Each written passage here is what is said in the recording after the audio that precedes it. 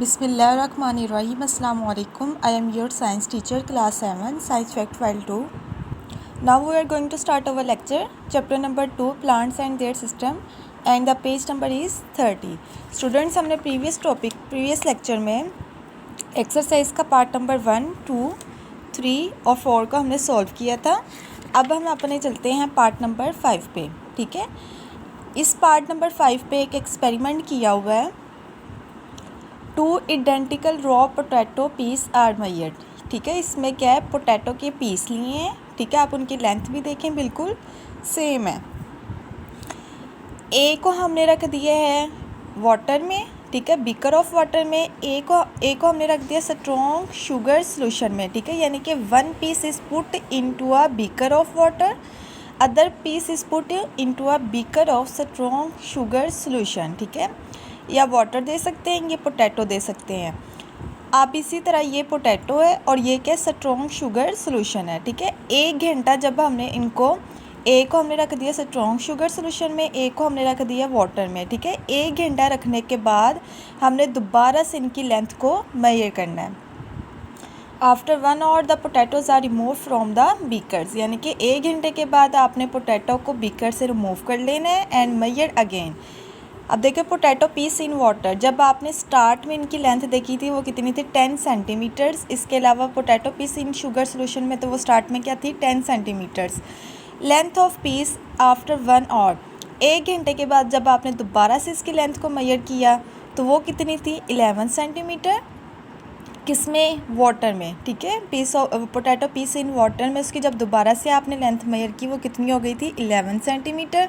इसके अलावा अगर आपने शुगर सोल्यूशन में उसकी दोबारा से लेंथ मेजर की है 1 घंटे बाद तो वो कितनी हो गई, 9 सेंटीमीटर। ठीक है, अब हमने देखना है, इन क्वेश्चंस को हमने इसके अकॉर्डिंग सॉल्व करना है।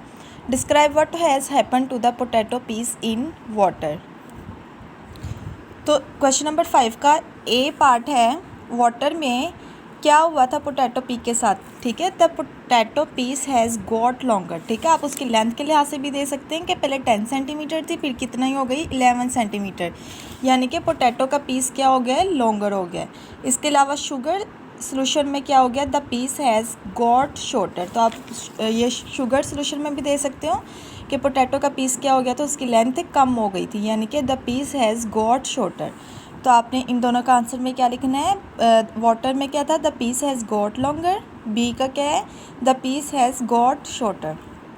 क्वेश्चन नंबर 2 है, what makes water move in and out of the cell. आप जोन से देखिए, इसमें अगर हम बात करें तो मतलब कि कौन सी ऐसी चीज़ है जो वाटर को मूव करवा रही है इन भी and out of the cell. तो आपने एक प्रोसेस पढ़ा था जिसको हमने बोला था ऑस्मोसिस। ठीक है, ऑस्मोसिस में क्या होता है, the movement of water from a region of higher water concentration to a region of a lower water concentration across a partial permeable membrane.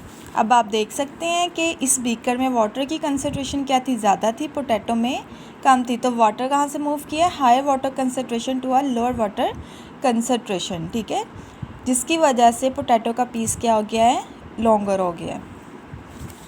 तो आपने क्वेश्चन नंबर 2 के आंसर में क्या लिखे हैं, the movement of water from a region of higher water concentration to a region of a lower water concentration across a partial permeable membrane. Question number 3 है, explain why the potato piece in water is firm and rigid but the potato piece in the sugar solution is floppy. कि जो सा potato का piece है वो क्यों water में film यानी कि रिजिड हो गया और पोटैटो पीस जौन सा था शुगर सोल्यूशन में वो क्यों फ्लॉपी हो गया है, सॉफ्ट सा हो गया है। तो उसकी रीज़न क्या थी, there is a greater concentration of water. Greater concentration कहाँ पे थी, बीकर में थी। ठीक है, यानी कि outside the cell of the piece then inside. Water therefore move into the cell, जिसकी वजह से वाटर आपको पता है मूव किया into the cells by osmosis. किस प्रोसेस के थ्रू, ऑस्मोसिस के through, making the piece firm and rigid. Question number 4 है, a plant that has plenty of water is upright and well supported. आपको पता है कि जब आप प्लांट को वाटर देते हैं, वाटर प्रोवाइड करते हैं, जिसकी वजह से क्या होता है, वो अपराइट रहता है और उसको वो सपोर्ट हो जाता है। ठीक है, a plant that is the short of water starts to wilt. इसके अलावा जब प्लांट में पानी की कमी हो जाती है, ठीक है, तो वो क्या हो जाता है, मुरझाना स्टार्ट कर देता है। Suggest a reason for this, तो इसकी आपने रीज़न बतानी है। Water is lost from the plant by transpiration, और आपको स्टूडेंट्स पता है कि वाटर जो सा है वो प्लांट की सरफेस से जब रिमूव हो जाता है, एवेपोरेट हो जाता है, उस प्रोसेस को हम क्या कहते हैं, transpiration. If there is a no water available for the roots to take in, अगर रूट्स में वाटर नहीं है इसके लिए, तो plant will start to wilt, जिसकी वजह से प्लांट क्या हो जाता है, मुरझाना स्टार्ट कर देते हैं। If it has a Plantae of water, लेकिन आप जैसे ही प्लांट को वाटर देते हैं, plant will replace the water lost in transpiration remain upright, जिसकी वजह से वो मुकम्मल तौर पे या बिल्कुल अपनी पोजीशन पे ठीक हो जाता है, यानी कि अपराइट हो जाता है। अब नेक्स्ट है क्वेश्चन नंबर पार्ट नंबर 6 है the table show the transpiration of plant in different weather condition.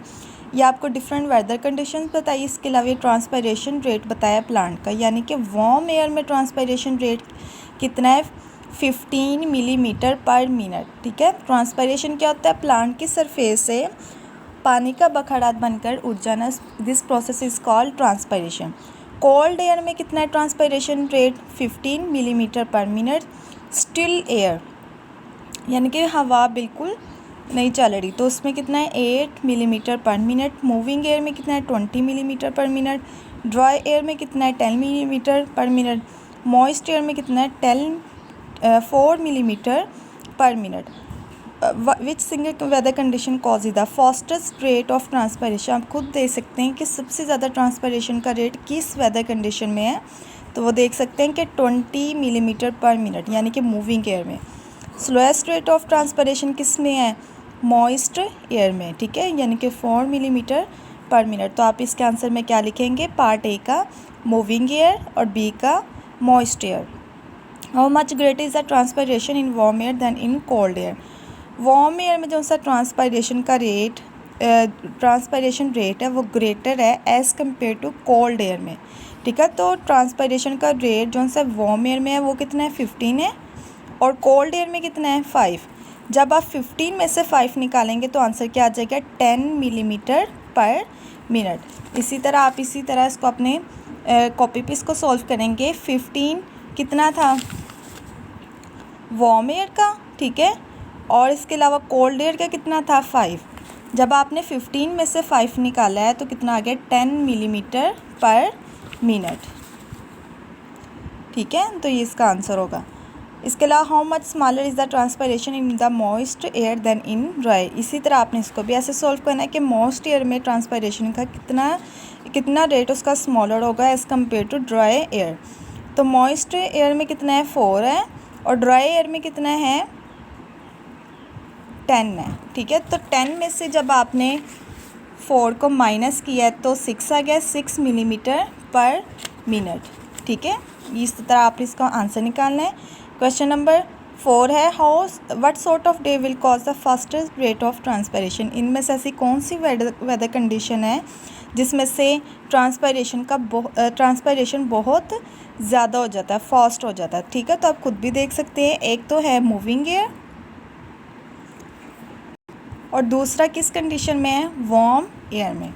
तो स्टूडेंट्स आपने पेज नंबर 30 को अपनी बुक पे या इसको कॉपी पे अच्छे से इसको सॉल्व करना है, बल्कि ये आपका कॉपी वर्क है तो आपने इसको कॉपी पे अच्छे तरीके से सॉल्व करना है और इसके अच्छे से प्रैक्टिस करनी है। ये है हमारा आज का लेक्चर। ओके, अल्लाह हाफिज़।